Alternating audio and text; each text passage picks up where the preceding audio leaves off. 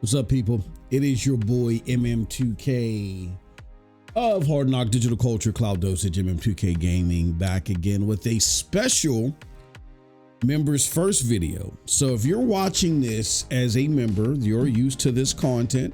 So we welcome you back as always. Excuse me for the mic hit. I'm adjusting my mic boom.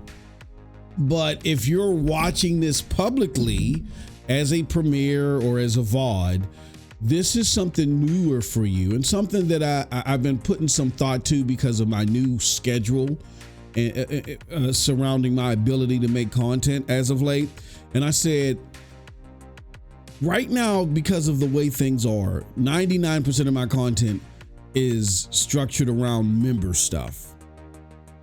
So because it's that way, let's give people a sample of what you get if you're a member. You know what I mean? So Monday through Friday or Monday through Thursday, basically, I do like these maybe hour and a half podcasts, depending upon how much time I have at liberty.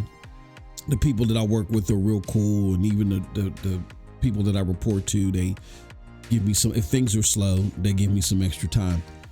And I record these podcasts for members because I do them at any time, and they get to enjoy them. And it's a way to ensure that content is out there, particularly for our biggest supporters, members. It's not like a lure to make you a member. It's for our biggest supporters. If people are sitting there doing patronage and stuff like that, like I got to make sure there's stuff out there for them. And my schedule is very out of whack right now. I don't even record these at the same time. I may record these anywhere from 10 in the morning, my time, to like right before I got to go in and be on site, like around 2:30. It's very sporadic. It's very random. And I don't have any control when I'm granted the 40 minutes or the hour and a half that I can do these things. So this is going to be the ebb and flow of my content. For a little bit of time here. I don't know exactly when this is going to end, but to ensure that there's stuff out there for our biggest supporters, we do this, right? And so what I wanted to do was give an opportunity to people, because I think there's people that think that I'm not doing anything right now, like, because they don't see videos publicly, they don't see content out there. Like in this instance today, we normally would do, or this week rather, we would do a NRO podcast. I had a family emergency happen. I got to go out of town over the weekend, so it's not going to be possible. And like I said before, we got a special show lined up for you. We got Mag coming through, middle-aged gamer guy, the homie, the big friend of the channel. He's going to come through. We're going to shoot the crap, and we're going to talk some gaming. We're going to have a good time. That was originally scheduled for this Friday. Well, because of my emergency, I have to push it back. So what I was thinking, like, what can I do? And so there doesn't continue to be these voids when things happen. And I think these are one of the things I'm going to do on a Thursday. I'm going to, do something like this, or I might just do this like once every other week, just so people know the type of content that you're getting, because you're getting a lot of content for, if you're a member. And our memberships, for full transparency, $199 a month is the shout out tier. And to get access to all of our content, it's simply $3.99. Now, if people get gifted a member, it's $4.99, but that's out of our control. YouTube sets that price. If we could have made that lower, I would have made it lower. But if you get gifted a member, sure. Somebody will give you a membership, $4.99. But if you want to carry your own membership, it's only $3.99. All right. So we got some cool stuff to talk about today. Something very interesting that I think affects most of us that watch the console war battle. That's, you might as well say it's at the end. I mean, technically Xbox, the console, is still around, but it's over. The console war is over. So for those of us that have been infused in that console war, and when I say console war again, if you're new to this channel, here's something that you got to understand. We don't talk about things in the slang term, the loosely associated slang term that is thrown out there in the community. What do I mean by that? We have a lot of new people that are in this gaming community on Twitter, YouTube, whatever, and they say things that are incorrect opposed to their original fixation. Like words like console war don't mean the way people throw it around right now. Console war simply is the competition between console platforms. It was a term that was developed by executives, and it wasn't a term developed by executives to talk about fanboys. There's a big difference. Fanboys are infused in the console war, but the console war is not totally associated to fanboys. The console war is about the battle between the two consoles, who's dominating, who's winning in the gaming space right now. And when executives used to go to E3, executives like Peter Moore and others, they get on the stage and they would refer to the console war by name. They weren't talking about fanboys on Twitter. I don't even think Twitter was a thing when these executives were bringing this, we're saying console war by name, or Twitter wasn't as popular as it is today. So we got to stop this misappropriation of words. It happens a lot. We don't do it here. Okay. So when I talk about the console war, believe you me, I am talking about the business aspect of the console war, where who beat who out on the market. Okay. That was this original definition and the way that the term was used. So when you look at the console war, it looks like Microsoft is bowing out because of the subject matter that we're about to bring up, and that's AAA games. It's funny, the thing that made Xbox what it is, which is its introduction of Western AAA games, to be exact, is the thing that is really at the crux of the reason why they're bowing out. For those of you that are not old enough to remember this or are new to the gaming community, right? And you're not aware of what I'm referring to, here we go. OG Xbox comes in 2001. Its core focus was power and the unique array of gameplay aspects that come from the PC world.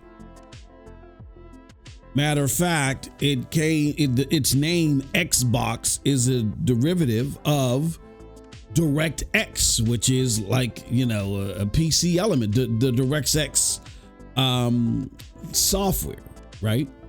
That is synonymous with PC. So what Xbox was trying to do was take the power, the uniqueness, the array of gaming that's available on PC and put it in a home box that would be easy for you to attach your TV and enjoy gaming with. Now, they didn't do this simply to just bring you PC gaming in a box. They did it because they wanted to show you, right, that hey, look, we can give you something powerful as a home computer and put it in your living room, right? And attach it to your TV. That's why the OG Xbox had a hard drive. It's the Direct Xbox. And then it had multimedia functions as it, moved over to the next generation. It just started to maturize in that way. There was a purpose for that. There was a concern, and Microsoft got whiff of PlayStation actually wanting to do that with the PlayStation 3 and the cell processor. They heard that they wanted to take over the living room. And Microsoft was like, whoa, that's our job with the personal home computer. So they were like, look, They saw what happened with the PlayStation 2 and how the PlayStation 2 just strictly dominated the home entertainment front just by simply adding, excuse me, a DVD drive or DVD player, excuse me, to the PlayStation 2. That helped sell that thing like hotcakes. At launch, because I can't remember exactly how much the PlayStation 2 retail for at launch. I think it was $500, but it still flew off the shelves because if you wanted a DVD player anywhere else, you had to pay $1,000. So even if you're not into games, you buy a PlayStation 2, you're getting a DVD player. You go buy any other DVD player, you're paying $1,000 for it. So that then grew the PlayStation 2 in homes as well. That helped propel it at launch. But again, it was just a very heavily sought after gaming machine. I mean, come on. Yeah, you have Grand Theft Auto 3 and then they had the vast array of the most popular games when nobody else had them. I mean, it was just hard competing against the PlayStation 2. Its dominance was inevitable. It's just that what helped propel it was that DVD aspect. So if you're Microsoft, you're looking at that and you're like, holy cow. Okay, so I mean, we're not necessarily an entertainment, company or, but entertainment can be an aspect of computing. We just don't want the personal home computing to be driven by anybody else but us. So they caught a wind. They caught wind of what was going to happen with the PlayStation 3, what they were planning, what Sony was planning with that, and what was going to happen with the cell processor. I was going to control your refrigerator and your toaster and do all this other stuff. And then they heard about other OS, and all this crazy stuff. So they panicked. And in that panic, some serious hardcore PC gamers that were at Microsoft, Seamus Blackley and others, they approached Steve Ballmer at first, and then had a meeting with Bill Gates to say, hey, look, here goes your answer. This direct Xbox, right? And again, the move was to bring the personal home computer experience to your TV, beat PlayStation to the punch and do it better. And the way they would do it is through a game console. So if you're going to, if your entrance into this arena is through the game console, then you got to bring over AAA experiences that you get on PC and get in PC gaming, because that's what's going to separate you from the competition. Because that was what was lacking on console. And trust me, at the time, I was still heavily into PC gaming. I didn't have any consoles at the time before the OG Xbox came out. I did have a PlayStation 1, I'm sorry, but it was used very infrequently because I'm a huge JRPG fan. So in order for me to play JRPGs, I always had a PlayStation 1 tucked away in the closet somewhere. And if a badass JRPG, we passed 5 minutes. Oh yeah, hell yeah, we passed 5 minutes. Okay, now, just so you guys are aware, the podcast now becomes NSFW, not safe for work. If you're new to the channel, we got potty mouths over here. It's just, I wait the typical 5 minutes plus before we get into all that stuff. Okay, so, yeah, I had it tucked away in my closet for when a badass JRPG would come out, so I can play it. But typically my gaming was done on PC. The Xbox brought me back to make me interested in console gaming. That and the GameCube. I love what Nintendo was doing with the GameCube, and you could use the Game Boy Advance as controllers. I thought that was innovative. So that was part of it. The other part of it was I liked what Xbox was doing in its attempt to get into the console market, right? And so they were successful at it. I mean, the first generation, of course, was a slobber knocker, but hey, you're a new console. You know what I mean? And they were willing to plug as much money into this as possible because they knew that Sony was a juggernaut, and they couldn't just sit there and say, oh, we can't battle these guys. They're too much for us. we can't handle them. Oh my God. Like they couldn't afford to do that. Right. They had to deal with PlayStation, and they had to use whatever money it took to deal with them, because PlayStation was going to be a problem. If PlayStation was able to do what they wanted to do with what do you call it? If they were able to do what they wanted to do with home computing. So they had money to burn. And boy, oh boy, did they burn the money. Boy, oh boy, did they burn the money.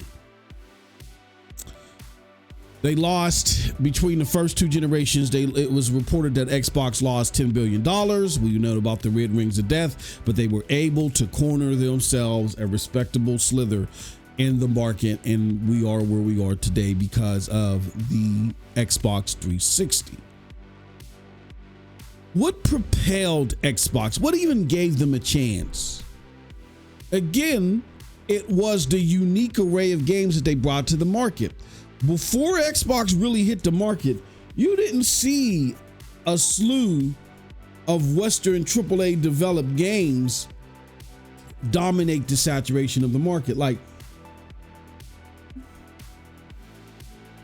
don't get me wrong, there was Grand Theft Auto. There was Rockstar. Hold on one second.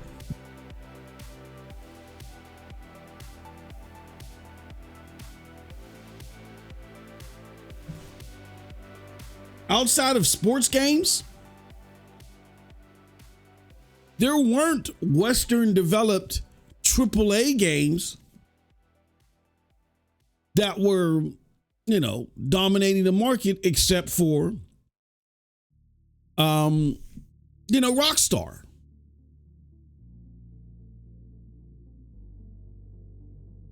Microsoft changed all that. They changed all that with the Western developed games that they brought to market.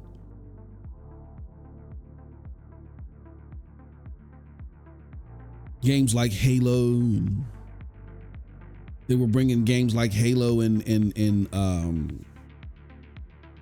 Rainbow Six and Ghost Recon, and they were making those games popular. You know what I mean? Because people were like, oh man, I don't need a rig to now experience these games. I can experience these games and not get some super crappy rendition, on the PlayStation. I can get like a badass version on the Xbox.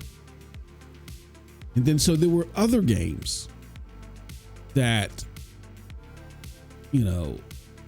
Xbox was bringing to market that were typical PC experiences. Knights of the Old Republic, Jade Empire. They were working with LucasArts. Armed and Dangerous, which was one of my favorite games. And then, of course, you can't forget Halo. Halo, which made the first-person shooter so huge on console. First-person shooters, Medal of Honor, and Battlefield, they were big on PC. But Halo made them huge on console. Huge on console. So, yeah. Xbox did all that. And if it wasn't for Xbox, you don't see the style of games that you see today. You don't get the dominance of the Western developed games. I don't think that you see Naughty Dog reach its maturation because the games that they are making probably aren't sought after. They aren't as sought after as they were. It wasn't such a big deal for Sony to have them make those games.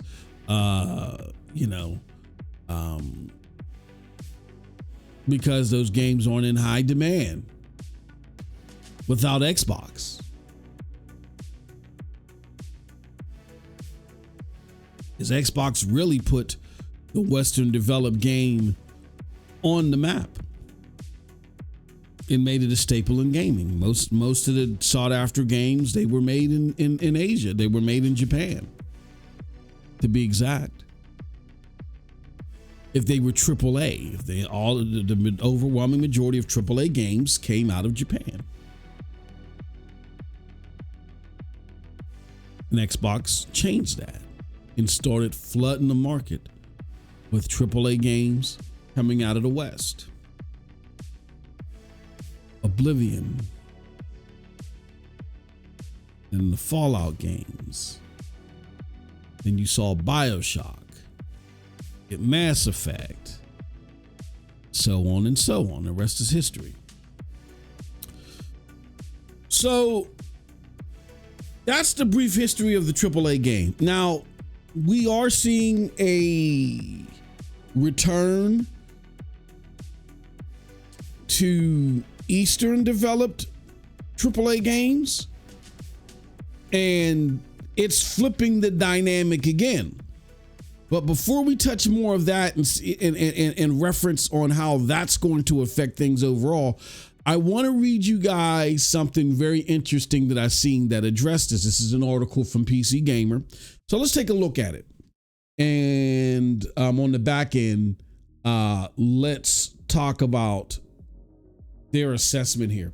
So PC Gamer says, as layoffs and studio closures continue to death roll the Western AAA industry, analyst points out 5 of 8 major Japanese companies hit all-time share prices this year. Before I go any further, I want to give a shout out to a friend of the channel, my brother, King Thrash Gaming. He was here several months ago and gave us a sneak peek of his documentary, East versus West. Now, a lot of you may be familiar with King Thrash because of the trolling that he does of Xbox and, and y'all, that pony or whatever, right? And when he's not making fun of Xbox and people angry over his predictions over Xbox or whatever, whether you hate him or love him, you got to give him his flowers. When he's not taking advantage of your butthurtness over that, he's really looking into what's going to be the future leaning trends in the industry. And I'm here to tell you that when he first started making this documentary, even I was skeptical. I was like, I don't see it. But then something personal happened to me where, I finances are kind of at the heart of what I do, work wise. So I have a little bit of understanding of when markets are moving a certain way and all this other stuff, like, hey, that's a signal that, personally, I might need to diversify some of my shit. You know what I mean? And so I have a particular investment group that I work with, or that we invest together. It's like a little small investment group. We all know each other. And we were looking at the Eastern markets. You know what I mean? And looking over some Bloomberg shit, some Bloomberg reports of what's happening in Japan and the yen and over in Thailand and just over in the East period. And so a lot of the movement on the market out East and how it's affecting things in the West, a lot of that was touched upon in King Thrash's documentary. So I'm like, whoa. Or not, I didn't see the documentary at the time, and a lot of things that King Thrash was talking about. And I'm like, whoa. At very least, my brother did his research, and as the documentary came out, more and more of the shit that he was saying, I could personally confirm was like, yeah, this is some serious stuff. So I urge you guys, after you hear this, oh damn, you know what? They deleted his channel. Oh, all that stuff is gone. I hope he has. If Thrash is listening, Thrash, let me send him a message too. We're gonna do this. We're gonna do this real time. You're gonna see this shit real time. Where's Twitter at? Here we go. So I'm sending my brother Thrash a message. Hey, I was like, where's he at? There we go. Hold on 1 second. Hey, bro. Doing a vid, will be out soon, talking about your East versus West documentary. Do you still have that at your disposal? If so, you need to upload that shit. That shit, bro.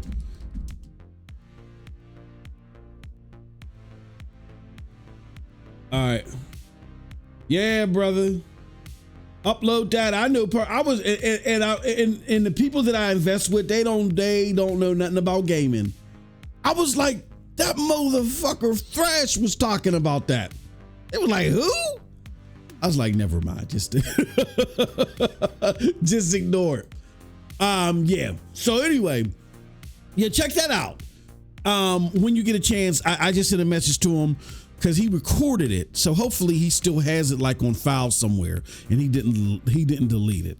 But yeah, hopefully he'll put that up soon. But there are several things that are happening out east that are very contradictory to the results of things happening out west. So very important to understand why. And if you're a big fan of AAA Western developed games like I am, like again, that's what brought me back to console from PC. This is important to you. This should be important to you. And again, this is at the heart of why Microsoft bowed out, because Microsoft, who came in the game with AAA developed games, finally got to a point under this new regime with Phil Spencer saying to themselves, we can't sustain this. And that's why you're seeing a lot of games from Microsoft, right? With AA, they're AA games, but they have AAA polish. And Matt Booty spoke about this several years ago, about this was going to be their approach. And I didn't think there was a problem with that, except for I had no fucking idea that Microsoft would try to charge you $70 for a AA game. That's like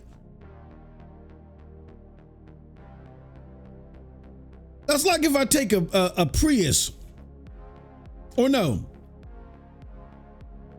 let's just say I find an old ass Mitsubishi Diamante. I don't even think they make them anymore.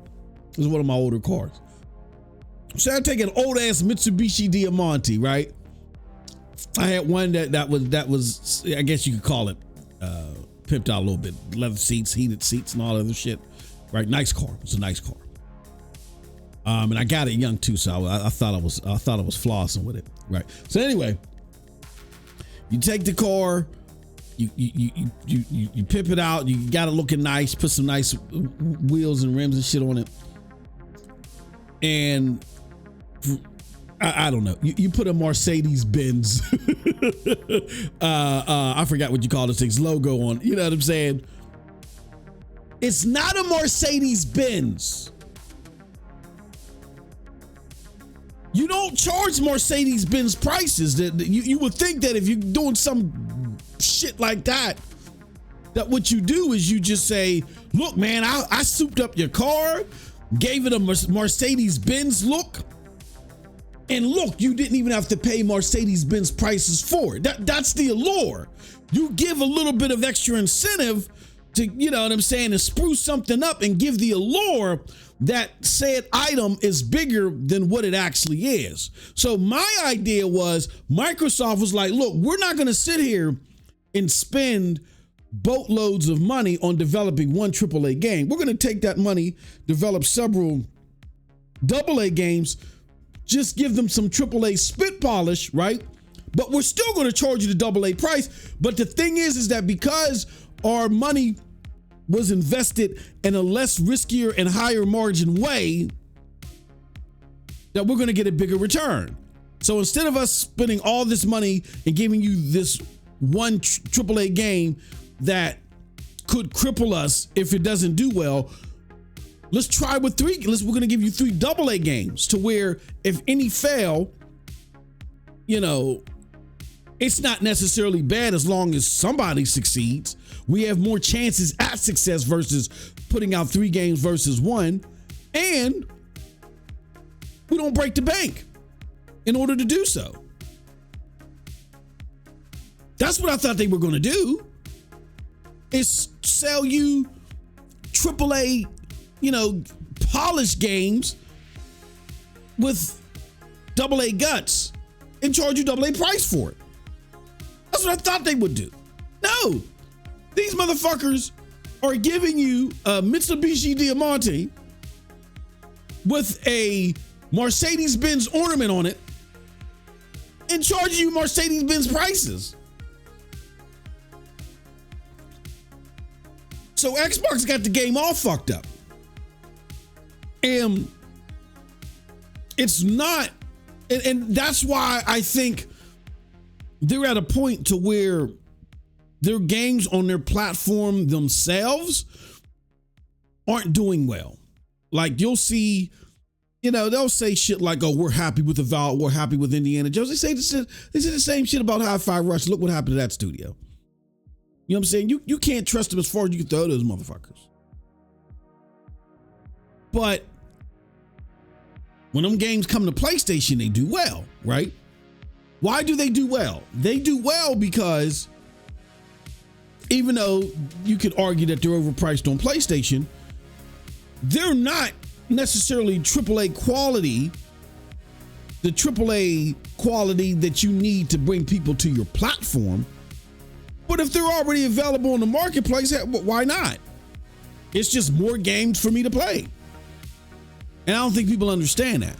So it was because of Xbox's approach of how they're doing things and the shiesty way that they're making their games now, there was no way they would be enough to carry a platform. They're not carrying Game Pass. Like the biggest thing that has affected Game Pass reasonably is Call of Duty. And as we could see by their earnings reports, that only, you know, netted a 1% to 2% uptick in their games and services. Or in the gaming department, last reported fiscal quarter. That's atrocious. You put your biggest title in Game Pass, which is like your Launchpad service, and it only nets 1% to 2%. That's disgusting. I was like at least 5. Like 5 wouldn't have been fantastic, but I like at least 5 to see, you know, to show that they're pointing in the right direction. But only 1% to 2%. Like, come on. So Microsoft got the game all fucked up. And you see what's happening now. Like Microsoft was behind the big push of the Western AAA developed game. And now that they can't manage it appropriately, you see that Western AAA developed games widespread are taking a hit. Now, Sony's Western developed games are just fine. Of course, because it's Sony. But they're not responsible for feeding the whole community. The purpose of their Western developed games is to bring you to their console. So they'll put out a Western developed AAA game every so often, every blue moon, you know what I mean? Whatever. And it does its job. It brings you to their fucking console and then to their market store. So they're not responsible, and they're nowhere near capable of feeding the whole gaming community with AAA games. That's what these other people are supposed to do. And that's what Microsoft was known for. And Microsoft has pretty much abandoned the core elements of the Western AAA developed game. They're simply trying to run a gimmick to push you a AAA game with AA guts. And now they're relying on PlayStation to sell those games, to see those games be successful. And they're basically banking off the oddity of, holy fuck, these guys have been battling for over 2 decades. And now their games are on PlayStation. It's kind of like when Sega died, when the Dreamcast died. And then we started seeing Sega games on PlayStation. Yeah, they were purchased too. But when that oddity, that novelty wears off, what's it going to do for Xbox? We'll see. We'll see. But right now, Xbox is capitalizing on it. I don't blame them. This is what they need to survive, especially after ABK. You know what I'm saying? And if disillusioned Xbox fanboys want to say, "Oh yeah, this is some Trojan horse," if that's their outtake on it, and so therefore they're calming down the grumblings of it, then it's a win-win situation for Microsoft at the moment, because it could be far worse. Like Xbox gamers could be losing their shit, and if this is their coping mechanism, this works for. It doesn't work for them. It works for Xbox.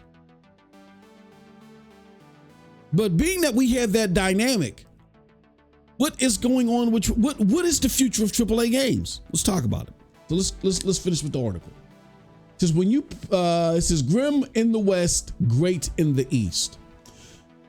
Feels like every other day I'm writing some article about AI carving through people's livelihoods and studios closing. I say that not to convey whatever, but exhaustion. It's been an absolute nosedive of a couple of years for AAA games, to the point where industry figures are having to repeatedly speak out against a slow and vicious death roll that doesn't seem to be stopping as much as it is varying in tempo. Unless you're a Japanese AAA publisher, in which you're actually doing quite well. That's as pointed out by Japanese analyst Dr. Sekan Toto on his blog, Canton Games. The mass layoffs and studio closures in North America and Europe have really not spilled over to Japan. Apart from isolated exceptions that are a drop in the ocean compared to the storm of the industry is seen in the West currently. All right, so let me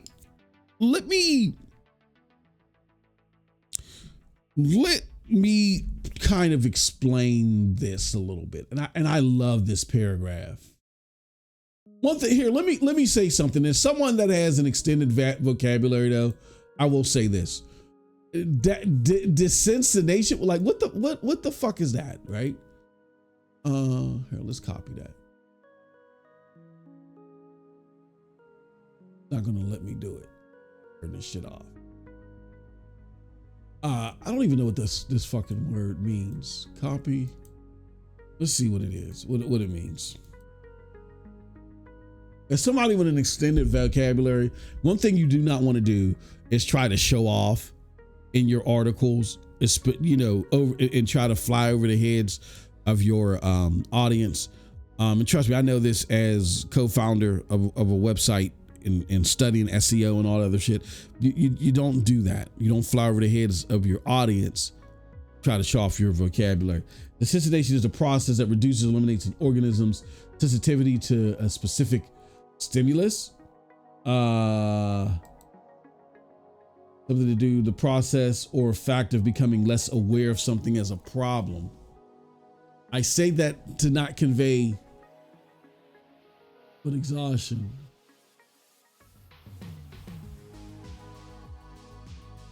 Okay. Yeah, that could have, that didn't even need to be there. Anyway, all right, I just thought it was interesting to look that up. Okay, let's not get sidetracked. Let's get back. All right. So he says, unless you are a Japanese AAA publisher where you're actually doing well, the massive layoffs and studio closures in North America have not spilled over to Japan. So something happened in Japan that actually helped them, right? And that was the birth of the 360. One thing we can say about the Japanese is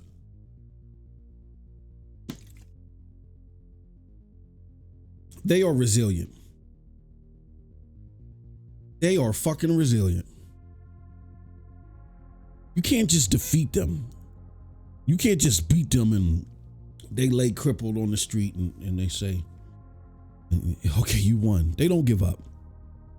You have to take the breath from them. You know what I'm saying? And Microsoft made the mistake of not taking the breath from Sony.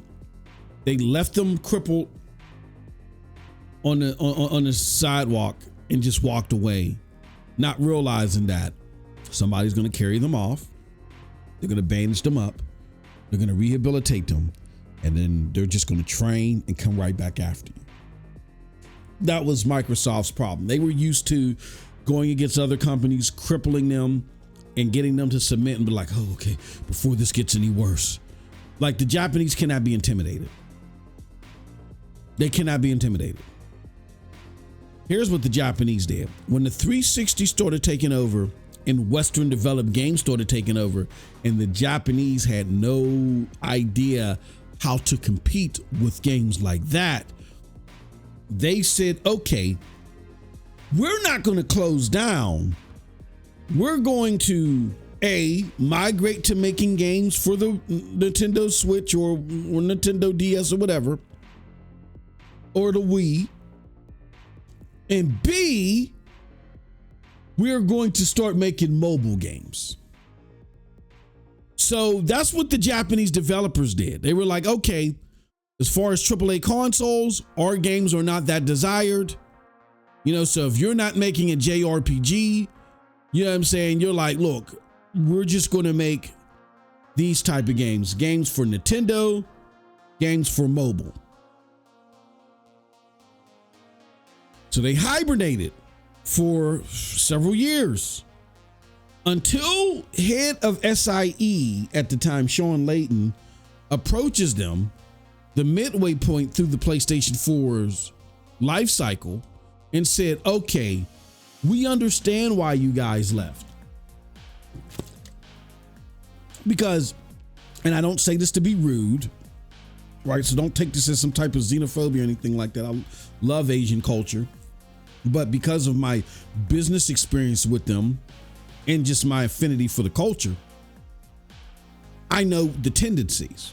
And I'm here to tell you that the Japanese particularly, they are nativists when it comes to who they work with. If you're a foreigner or you're a non-domestic entity, you're going to be very hard pressed to be able to work with them on anything. Hold on one second.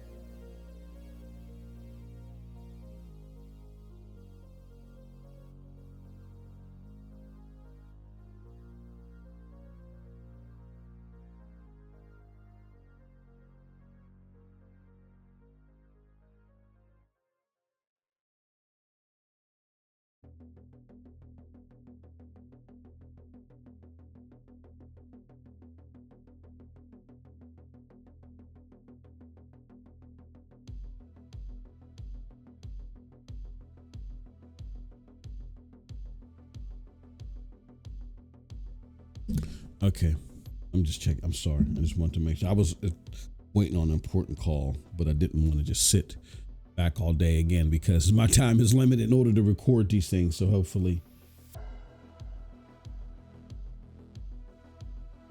Okay. All right.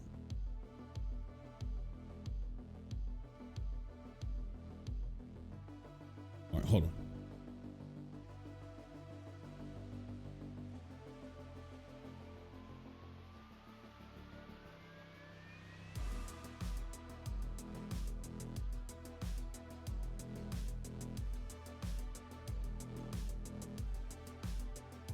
Okay. Anyway, so yeah, that was my business partner. I just want to make sure he's okay because he's hurt. Okay. All right. Anyway, so Sean Layton approached them and said, we're back. We're back in business. You guys don't have to worry about working with foreigners. That's why they abandoned. That's why they went to mobile. They didn't. The idea of them working with Microsoft and helping them dominate the console space made them sick to their stomach. So they just fucking said, we're going away. It's not that their games wouldn't have been wanted. Their games would have been adored still, even if they weren't the whoop-de-whoop on the Xbox console or at the genre during the era of that time. They would have been the whoop-de-whoop. They just were like, no, we're not going to help push a Western company over. Fuck you. Especially, we're not going to help push a Western company over if there's an Eastern or Japanese counterpart. Fuck you. And I don't have any problems with that. That's part of the culture. So they just went to mobile.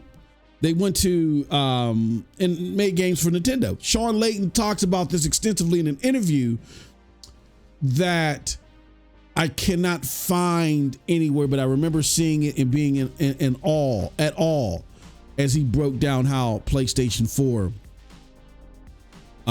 came back into dominance. Matter of fact, I'm gonna do a tweet after I record this about said video. Anyway, see if Sean Layton can find it. Anyway, so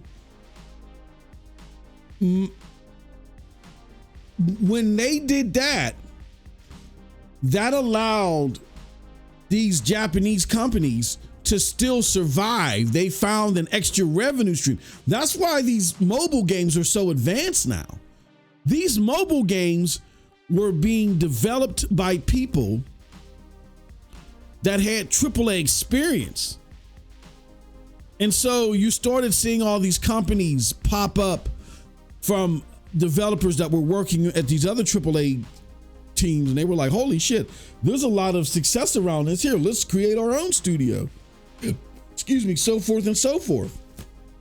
That's why these mobile games like the Grand Blue Fantasies and all these other fucking games, that's why they're so robust right now, is because, you know, the Japanese ones or the Asian ones, because that top talent had went to that level and made games there. You know what I mean? Hold on.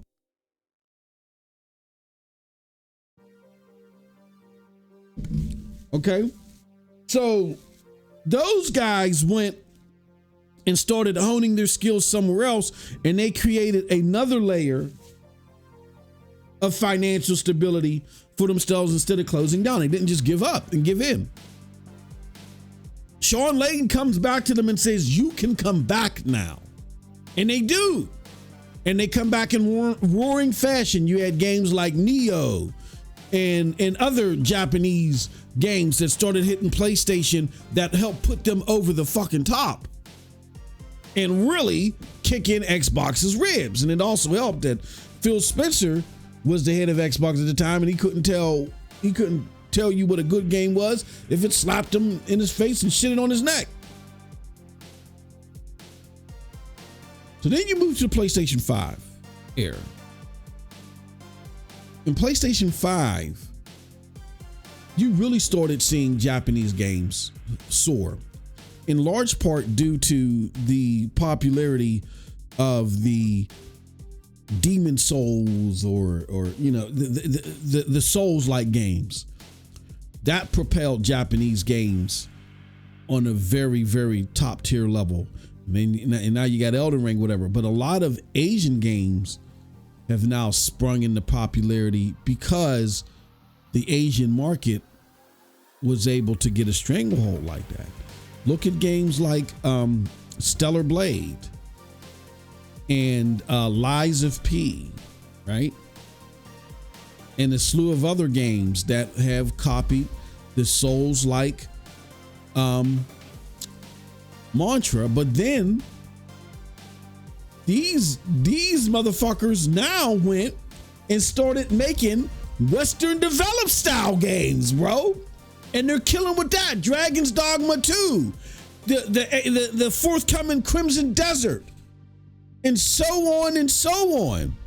So these guys are making a killing. Then you see the incredible reemergence of Capcom and how they're killing it. And you're seeing Eastern companies actually hire people and take over and give bonuses and award consoles to games selling well to their staff. You see NetEase and some of these other Eastern developed companies that are making a killing. Asian game development is killing it on the AAA scene. Marvel Rivals and everything. Like, why can't Western game development keep up? I think it has a lot to do with bloat, but we'll get into a little bit more of that later. But I wanted to break that scenario down to you so you knew what would happen. And if anybody that's listening to this, if you heard that Sean Layton interview as well, and you have a link to it because it was a video and I can't find it anywhere. I've tried all types of search terms and I can't find it. But if you find that video, let me know, where Sean Layton talks about how PlayStation was able to come back and how he contributed, how he went to the developers and told them in Japan, y'all come back. All right, anyway, a report shared by Toto shows that some studios actually keen to grow to the point to where their corner of the market is actually facing labor shortages. He also notes that for many of these large heavy-hitting studios are raising their salaries. For example, the late last year From Software raised its starting salary by 11%. You see, so the success of the 360 just sent them into hibernation, where they laid a foundation and said, we're not just going to starve off, we're going to find other ways for sustenance, right? Then they came back to the surface and got even better. Now, when they first came to the surface, there were some attempts at some open world shit that just didn't go well outside of the JRPG, but then they just kept honing their skills. And look at where we're at now. Like I said, Dragon's Dogma, Crimson Desert, you got more and more games, they're just dominating. This is really the most convincing argument he puts forward, is that 5 out of 8 major Japanese studios announced all-time share prices in like February of 2025. There's a bit of a boom, to say the least. Among the list are Sony, Nintendo, Konami, Capcom, and Bandai Namco, which, unlike the others, hit its high this month. And looking back on it, geez, they've all been kind of killing it lately. Sony and Nintendo, like, this guy got to make up his mind. Is he going to try to desensitization, or is he going to try to be folksy in this conversation? And look back at it, geez, they've all been kind of killing it lately. Sony and Nintendo are maybe less surprising. Sony's an enormous tech company with its own console, though it's ought to be noted it's been boosted by a heavy-hitting roster of IPs like Marvel Spider-Man and God of War. Nintendo's, Nintendo. But Konami, Capcom, and Bandai Namco have all been putting up some solid stuff. Bandai Namco's claim to fame is obvious, with Elden Ring's Shadow of the Erdtree landing to critical acclaim, and Nightrend following close on its heels. Its experimental nature, an all-star roster of bosses, and potential hype machine. Capcom, meanwhile, just released a goddamn Monster Hunter game, which is a big enough deal in Japan to create waves of sick days, and we're rather enjoying it on the side of the pond too. But even Konami's been resurfacing from its Midnight of the Soul with a surprising solid Silent Hill 2 remake, and with Silent Hill F on the way, very much way have gotten its groove back. So what's Japan doing differently? Well, it's a little harder just to lay everyone off, for one. While that's not always a good thing, with unsettling practices such as expulsion rooms, there's at least legal pressure for major Japanese studios to keep institutional talent on board, which is, if you ask Larian, is a lesson many major studios have yet to learn. Toto, though, sums it up as follows. There are certain macro trends playing a role here. Political initiatives like corporate governance reforms in Japan, weakness of other Asian stock markets like China, currency effects, etc. But The 5 aforementioned AAA game companies have been doing their homework and performing very well financially over the last few years. I just want to say something. This is why this is not me trying to get political. This is me talking from a business stand. I don't affiliate to any political party. I'm a big supporter of business, but I understand employee policy has benefits. You can't just give money to people for breathing, but at the same time, it is in a country's best interest to make investments and plug into people, not necessarily business, but plug into people for the betterment of the country. And this is what happened here. It's an intricate balance. And I don't think either of these political parties or whatever political, conservative, liberal, I don't think they get it. They operate on extremes of the pendulum. You got to make the smart investments in business and people. Incentivize them to work, make the investments to make that possible, and then give them security while they're working. So they stay working and help you dominate in sectors of business. That's just smart governance. Smart governance. I'm talking governance, not necessarily politics. Governance. And Japan has done that. The East, look, I'm going to tell you this. When I look at my financial portfolio, when I look at the governance in certain areas, the only people that get it are the motherfuckers out east. The rest of y'all swinging one way or the other, y'all don't fucking get it. And now the poor governance, the poorest, you'll have one situation, and then the people will bring in another horrible situation. Y'all motherfuckers don't get it. The people out east get it. From every spectrum that I look at, they get it. Now it's trickling down to gaming.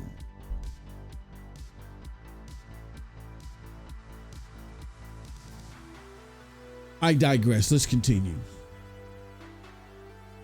Sometimes the plan really is to make good games and not make bad ones, unless your Hi-Fi Rush creator Tango works.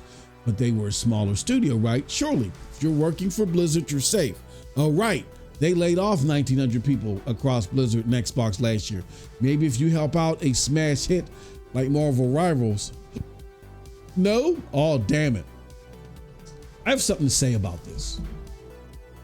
The problem out west, beyond governance, is long-term planning, LTP. The governments out west, or the businesses out west, are too reactionary.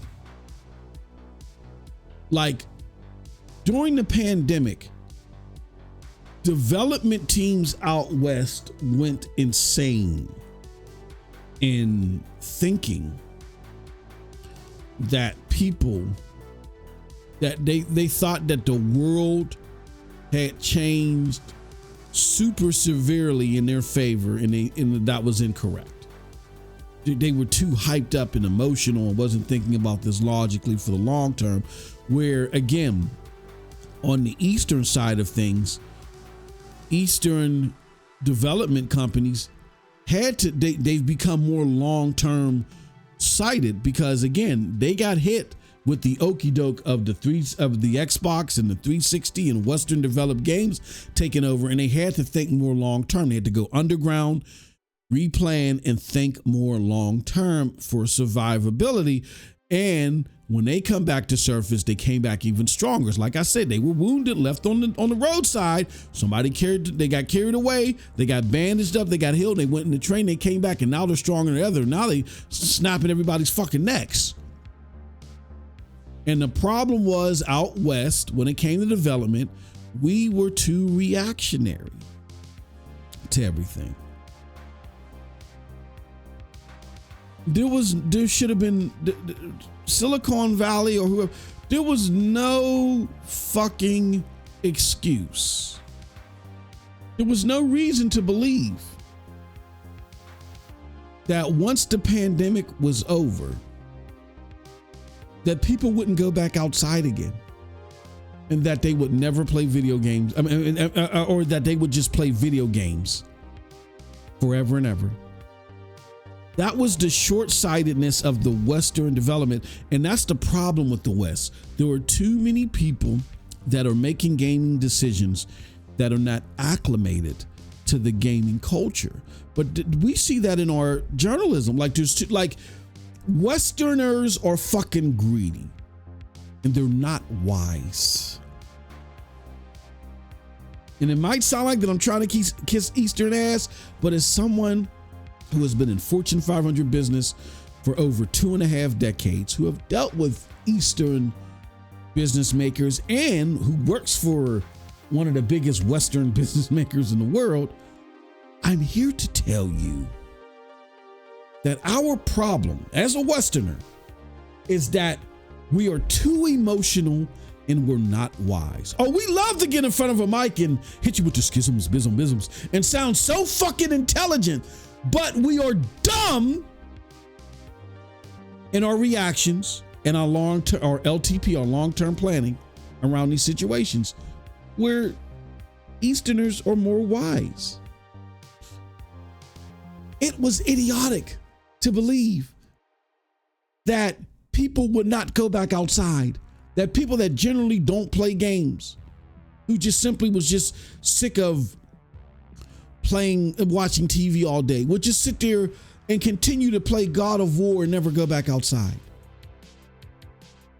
Like even Sony realized, hey, we get it. This is a temporary thing. So here's what we're going to do. Now, not to say that Sony didn't have layoffs. They overestimated. But here's what we're going to do. We're going to give you a couple of our games free just to play, like Horizon. They gave you like Horizon Zero Dawn or some shit like that for free to play or whatever, right? Like Sony had layoffs, but I don't think they've had to course correct like other companies that are in the West right now. And you could see that for how they've had the downsides and some of the hits that they've had to take, that overall their business is so great as an Eastern company, because at least there was some of that Eastern influence to help some of the numbskull Western stuff that, let's be honest, that was being done by Jim. I mean, as great as what Jim Ryan was doing, there was some numbskull stuff that he did that was done by Jim Ryan and Herman Holst, right? But Western companies, they like to talk smart, but their reaction is very, very remedial to a lot of this stuff. And Eastern companies have reserved patience. So now they don't just think of, oh, what's just going to, let's put all of our chips in right now. No, they gradually build things, and they are now in a position to where they're giving raises. They're not laying people off. They're giving raises. Just saw it from software. They're boosting their people's pay 11%. Somebody else was doing something similar to that too over in Japan.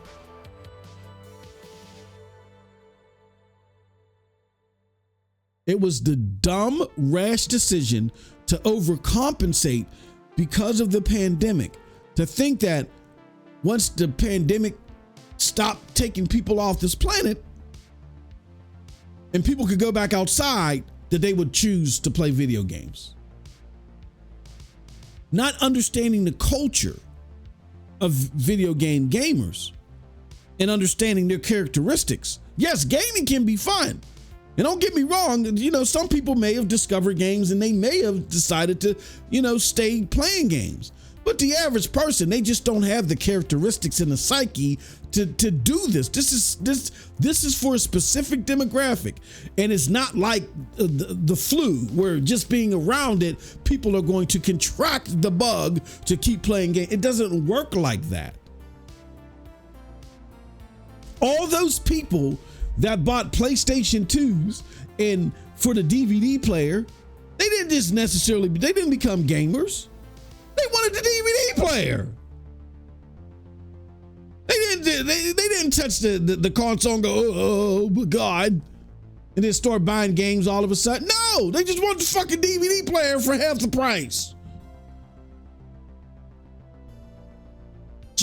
Japanese developers and Eastern developers understood that, so they didn't overcompensate. And also too, because they were hibernating, they were building up during the pandemic to long-term levels. They weren't overcompensating.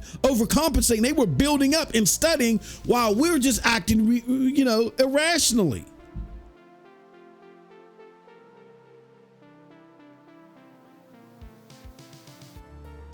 That's how this happened.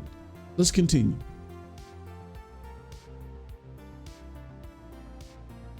So this is from Harvey Randall. He's a staff writer. Very, very interesting story. Very interesting dynamic here. Look, man, here's what I have to say.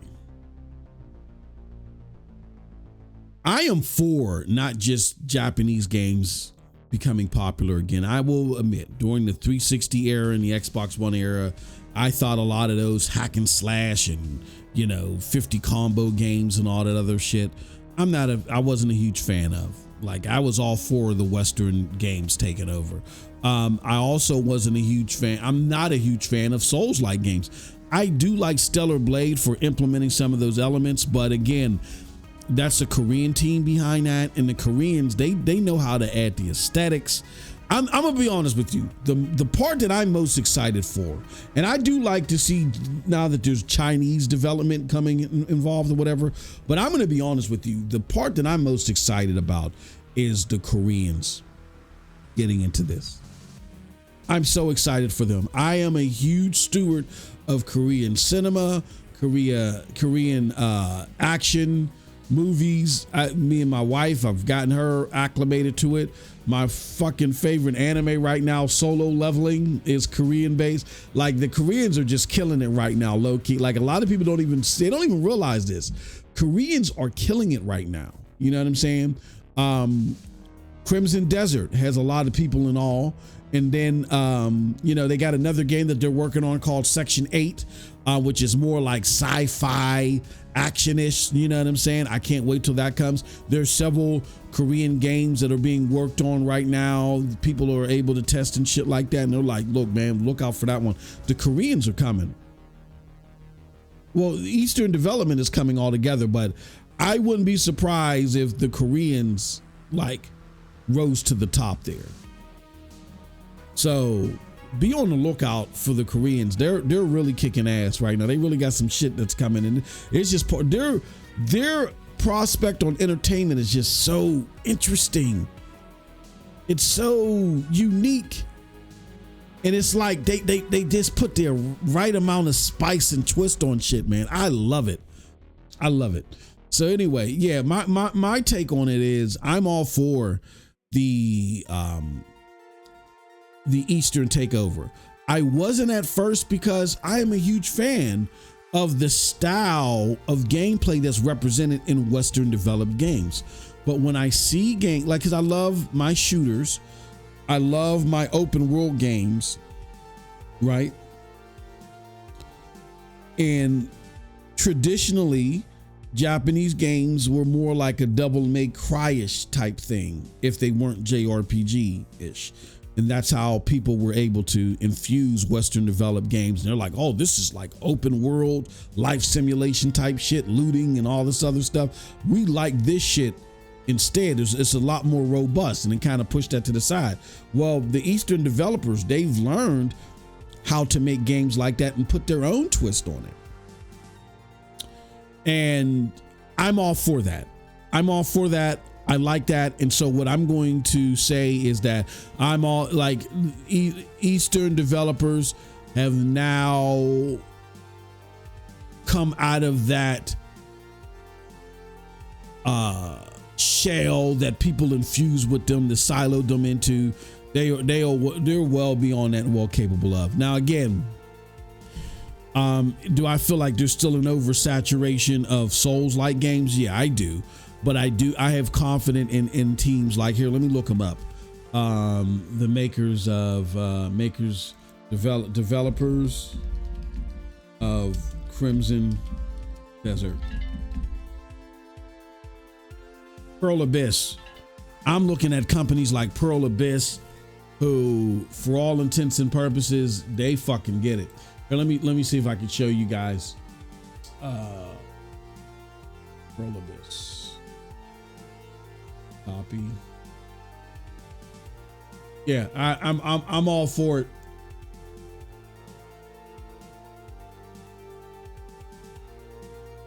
So here goes Black Desert, of course. Where's the games? Black Desert. Yep, it's called Plan 8, not Section 8. So there's Black Desert. And that's their game that's out right now is Black Desert, I think, right? Doki 5. I've not seen that game. In development, open world action adventure. That's interesting. I have not seen this game. Okay, that's cool.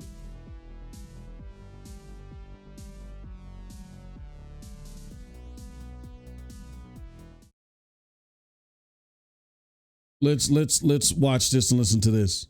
Hold on.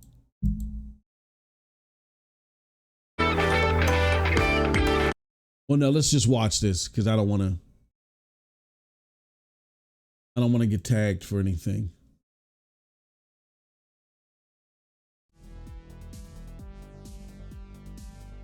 So we're looking at this.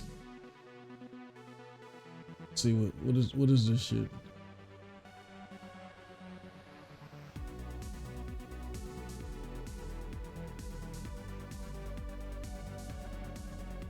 Okay, so this is like, okay.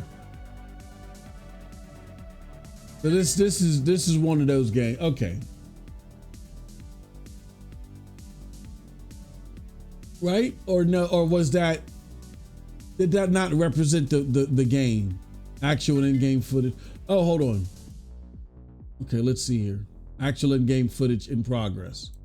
Let's look. Let's see what Pearl Abyss got right. So that was just a performance OST that they had.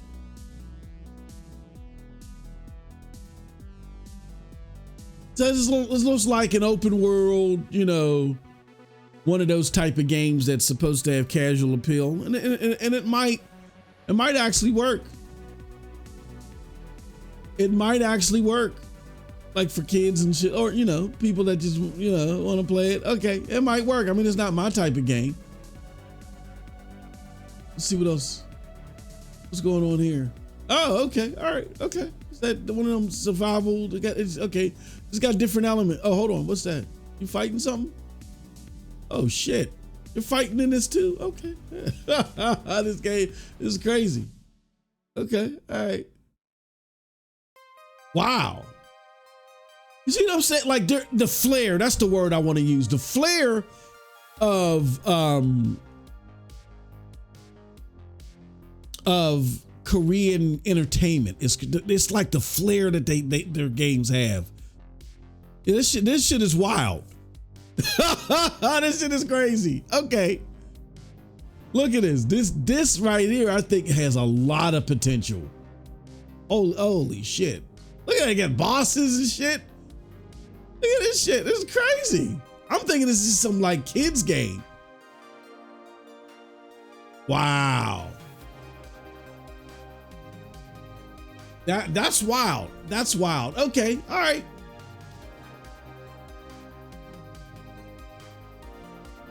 Okay, that's wild. All right, so that's an interesting project, but let's look at Plan 8. This is the one that really got me. Like, and it's an MMO shooter, but this is the one that really.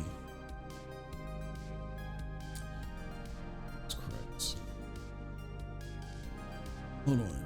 Viewers' discretion is advised.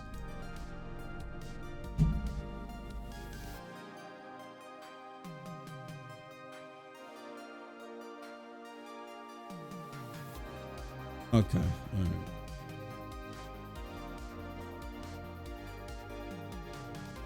This one really interests me, man. This one, I saw this Pearl Abyss game before Crimson Desert. This one really. Now, when they say actual in-game footage, I don't know if they mean in engine, right? This shit looks awesome.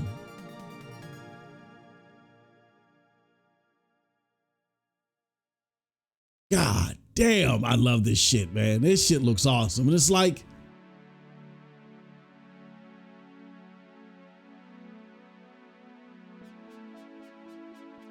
yeah, I can't. This is the one that really captured me.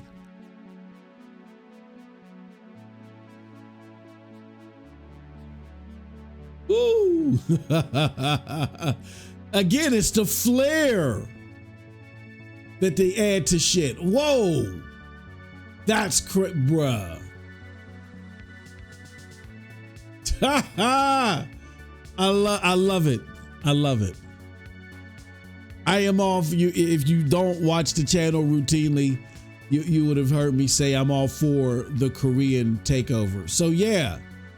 Oh man, I love this. I love this. I love that. And last but certainly not least, let's look at Crimson Desert. You guys should be familiar with this one. This is the one that a lot of people have seen.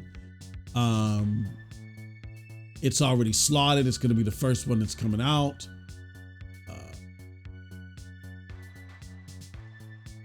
Release announcement. Where's the video at?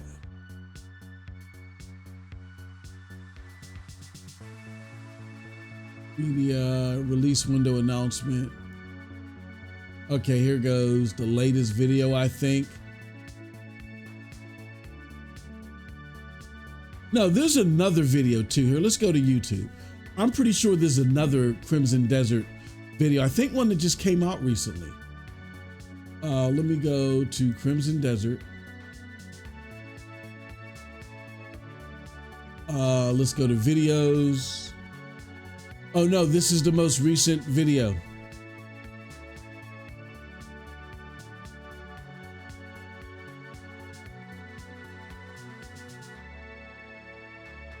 Again, they claim this is actual in-game footage. Come on, what's going on? Yeah, this is the Pearl Abyss game that's going to come out more recently. This is going to tell you, this is going to let you know, this is going to be the make or break moment for them. This is going to be the make or break moment for Pearl Abyss, I feel like. Because if this game doesn't do well, I don't know how they do any of the other ambitious stuff that they were looking to do. And here's my thing too.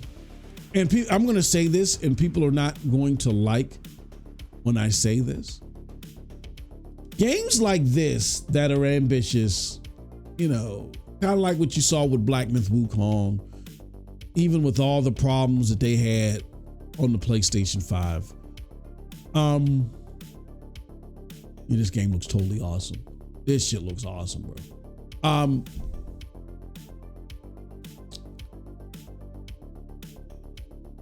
Despite all that, I think this game is coming to Xbox and PlayStation. Did I see that right? Hold on. Let's go back to the website.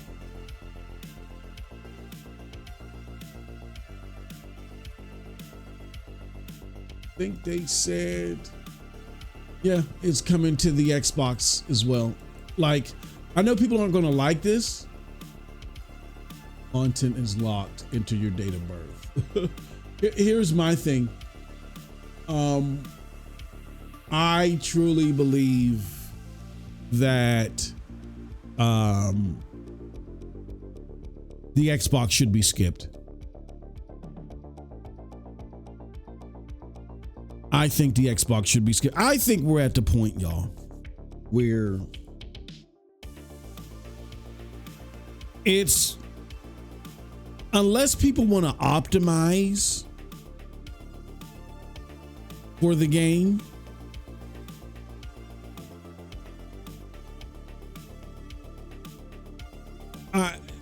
if they're willing to do that, I think we're at the point to where you let developers make a cloud version of the game, or make it for the Series X. Just make a Series X version and it can be streamed on xCloud.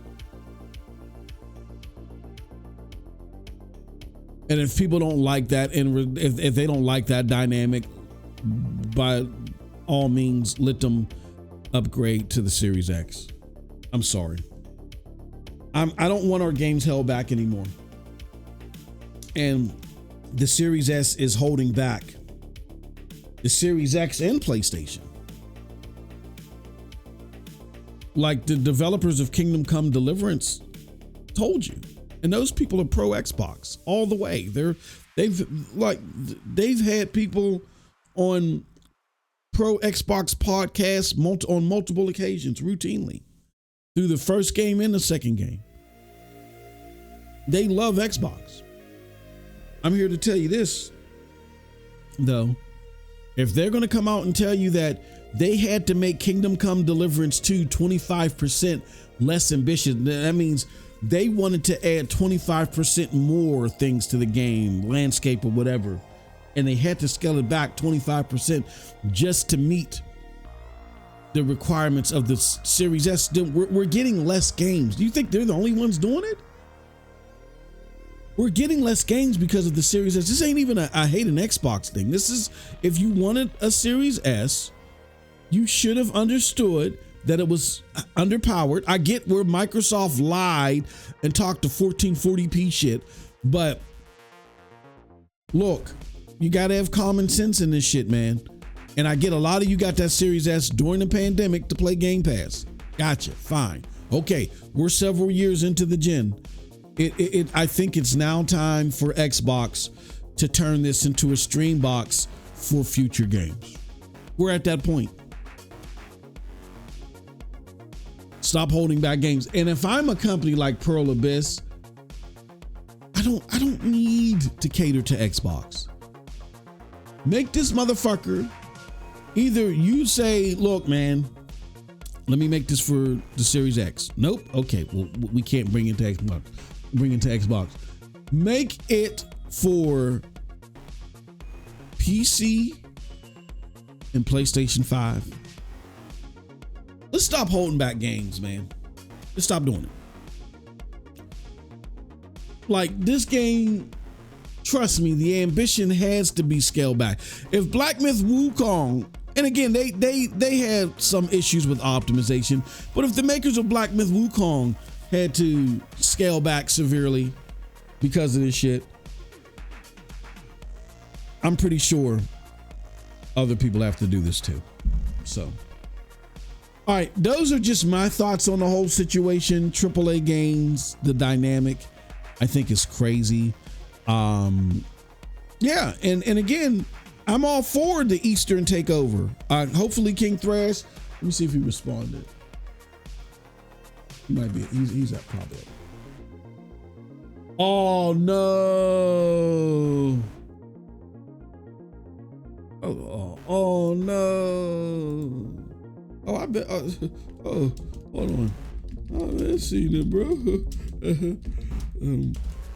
I told you on the show where I first downloaded it.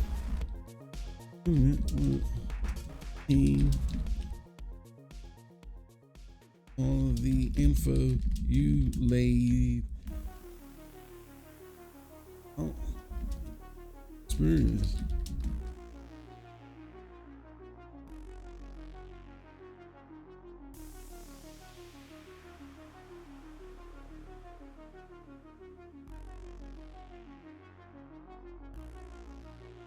Oh, hold on 1 second.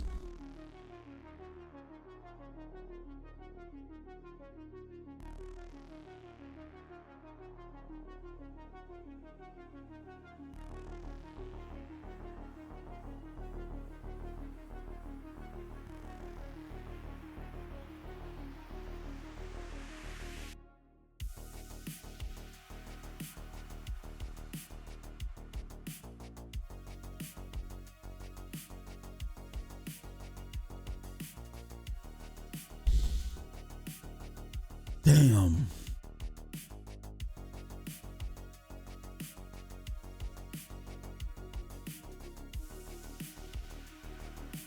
God damn. That's a hurt piece.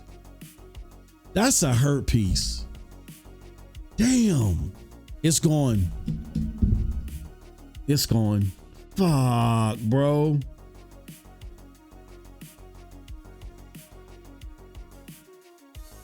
I'm hurt. But he's bringing it back. He's bringing it back. That's a hurt piece, bro.